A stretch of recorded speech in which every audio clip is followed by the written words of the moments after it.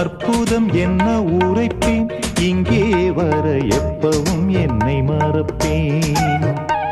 கற்பனை கொட்டி குவிப்பேன், இங்கே அந்த கம்பனை வம்பு கிழிப்பேன்.